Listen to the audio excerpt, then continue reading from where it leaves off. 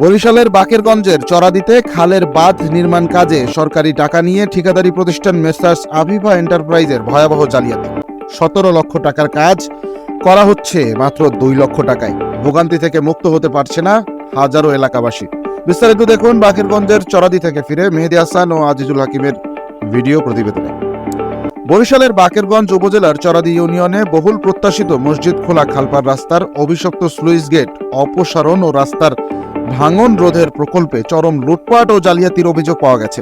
চরাদি ইউনিয়নের মসজিদ খোলা এলাকার হাজার হাজার গ্রামবাসীর কয়েক যুগের প্রাণের দাবি এই রাস্তা নির্মাণের কাজটি এভাবে লুটপাট হয়ে যাওয়ায় ক্ষোভে ফুঁসছে তারা। গ্রামবাসীর দেয়া তথ্যের ভিত্তিতে সরেজমিনে অনুসন্ধানে গিয়ে এবং অপরযাত্রার হাতে আসা সরকারি প্রকল্পটির নথি পর্যালোচনা করে দেখা গেছে বাকেরগঞ্জ উপজেলার চরাদি ও চরামদ্দি ইউনিয়নের সীমানায় অবস্থিত কাটাদিয়া খালের মসজিদ খোলা এলাকার অংশে থাকা পরিত্যক্ত একটি স্লুইস গেট দীর্ঘদিন ধরেই কাটাদিয়া খালের পানির স্রোতকে বাধাগ্রস্ত করে আশেপাশের বিস্তৃত ভূমি এবং রাস্তা বিলীন করে গোটা এলাকার মানুষের চরম ভোগান্তির কারণ হয়ে দাঁড়ায়। এলাকাবাসীর দীর্ঘদিনের দাবি ও অগ্রযাত্রায় সংবাদ প্রকাশের জেরে অবশেষে পানি উন্নয়ন বোর্ডের উদ্যোগে অতি সম্প্রতি অভিশপ্ত স্লুইস গেটটি স্থায়ীভাবে অপসারণ এবং স্লুইস গেট সংলগ্ন 394 ফুট রাস্তা ক্ষয়রোধে ঢাল সুরক্ষার জন্য 16,82,126 টাকার জনগুরুত্বপূর্ণ এই কাজটির টেন্ডার পায় ফারুক হাওলাদারের মালিকানাধীন ঠিকাদারি প্রতিষ্ঠান মেসার্স আভিভা এন্টারপ্রাইজ।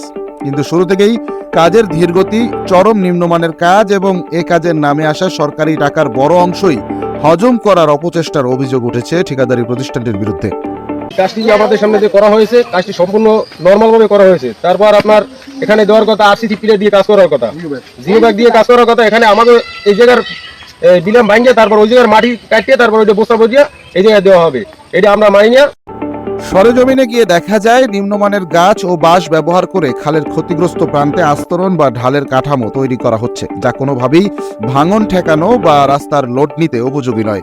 একই সাথে দেখা গেছে জিও ব্যাগের পরিবর্তে কিছু প্লাস্টিকের বস্তা এবং বালুর পরিবর্তে খাল থেকেই ঝরঝরে মাটি কেটে ভরা হচ্ছে বস্তায়। এ যেন কইয়ের তেলে কই ভাজার বাস্তব উদাহরণ। বলি দিছে, এ বলি তো বেশি দিন টিকবে না। ননাই খেয়ে তারপর যে প্লাস্টিকের ব্যাগ দিছে, প্লাস্টিকের ব্যাগ সর্বোচ্চ 15 থেকে 20 দিন টিকবে। তারপর আমাদের এই জায়গায় যে খোয়া ছিল, এই খোয়া দিয়েই তারা কাজ করতে আছে।